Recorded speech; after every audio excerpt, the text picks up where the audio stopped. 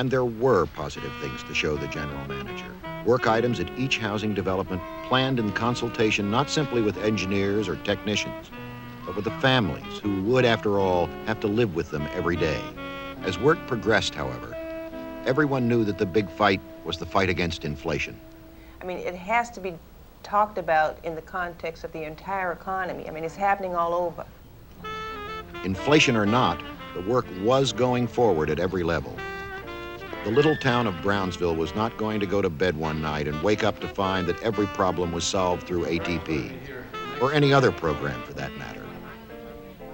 But something good was happening. Not everyone in the community was convinced that ATP would work. But a lot of people were convinced that for once, a government program had been developed in which the traditional enemy, the bureaucrat, was actually working hard to communicate. You're starting to listen to people, one resident of Brownsville said to an ATP planner. Keep it up. I bet it feels good.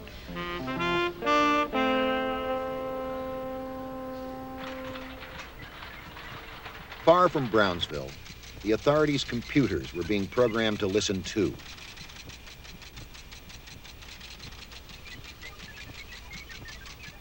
The authority's computer specialists regarded the ATP program as just another part of their effort to bring the computer down from its ivory tower and into the mainstream of public housing management. Len Irish, director of the agency's computer operation, explained how. The authority has always been heavily computerized. However, we had a computerized system which in effect was pointed toward all the traditional computer applications. Computers, however, never went out and repaired elevators or fixed broken windows or plumbing stoppages. Instead of a central office tool, we are, in effect, putting the computer in the hands of managers and superintendents at our various project locations.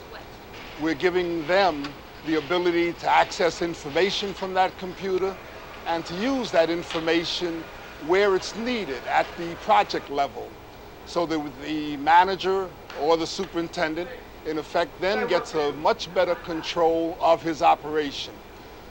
He knows what repairs are being done, what repairs are outstanding, how long those repairs are outstanding. He knows what rents are being collected.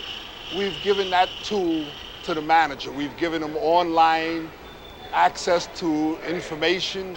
We've gone in very heavily, in effect, for teleprocessing and given the manager and the superintendent the capability of better serving, better doing their job, and in effect, serving the tenants and the tenants properly. Elevated transportation, one of the toughest jobs in any project. No matter how clean the buildings are or how beautiful the grounds are, people come home from work and have to walk up, they're angry. Old equipment is like old bodies. We try to do our best to keep them working. The most important work at Brownsville, and at many of the other ATP projects, was an extensive elevator renovation program. The old bodies were getting a shining new life. The problem now was, would they stay that way? Young men like Dale Overby, the chief of a resident elevator aid team, worked hard to make the answer affirmative. The function of an elevator aide is to go around and check all 27 elevators within the project area. We check to see if the cars are running and whether or not the light inside is working and the glass guard on the door is in place. Then we go back into the management office and file a report. We think we are reaching a lot more tenants with education about elevator safety and anti-vandalism programs. Every meeting at 250 Broadway, the authority's central office, had its counterpart at Brownsville, with residents and project staff making each session into a full-scale town hall-type meeting. People didn't come to these meetings to nod and smile and exchange recipes. They came together, young and old, to make their little town of Brownsville a better place to live. And if that meant getting angry, then so be it. Yes, the road patrol is doing a fine job with the equipment we have. We are in desperate need for walkie-talkies. The children have worked too hard and too long for our program to fall apart for the lack of equipment.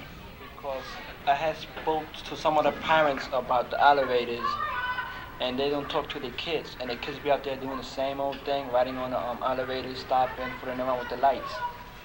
So they don't want to talk to the kids. They're not well informed on how important the elevator is. For say that someone within the building may have a physical disability, they need the elevator to go back and forth within the building. So those that are not informed, it's like a handicap to them. Is membership increasing or decreasing in the Tenant Patrol? I think it's increasing. In fact, I know it's increasing. In the past 3 months that I've been working with them, I say they're doing beautiful. And given a little more time, and a little more encouragement, they're gonna make it. I'm sure I have a lot of confidence in them. The ladies are beautiful. They're all trying very, very hard.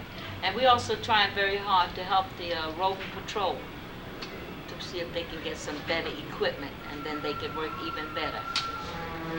So I think all I have to say for them is it's not long, they're beautiful.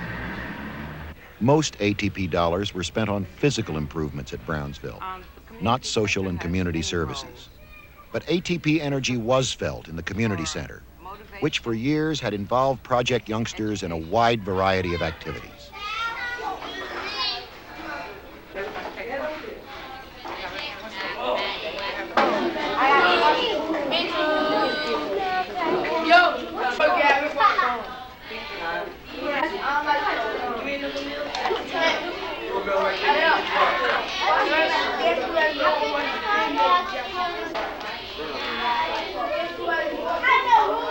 The youngsters of Brownsville are very special.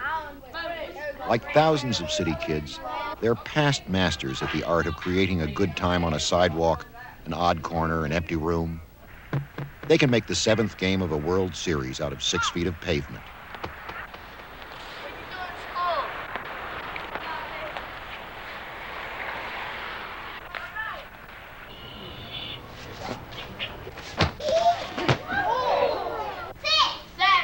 In addition to community center staff, are their parents and older brothers and sisters, young men and young women who know that to survive in this tough neighborhood, you have to work a lot harder than most. These were the young men and women who brought both sensitivity and street smarts to ATP. And without them, this ambitious partnership would have lost one of its most valuable resources. Tell us what role the teen council plans to play if we really have a blackout this summer in the community center? Well, we plan to take care of, if there be a real blackout, we plan to go out and search around for people in need of help. So we go to building, check on elevators. If somebody's stuck in there, we notify the police, tell them, someone so-and-so stuck in the elevator, so they could get them out. And then we walk around in the streets. Anybody needing help, we try to help them, whether they from Brownsville or from other place, to show them that Brownsville is welcome to everybody. The Tenant Council at Brownsville House is very effective, and it has a long history of activity.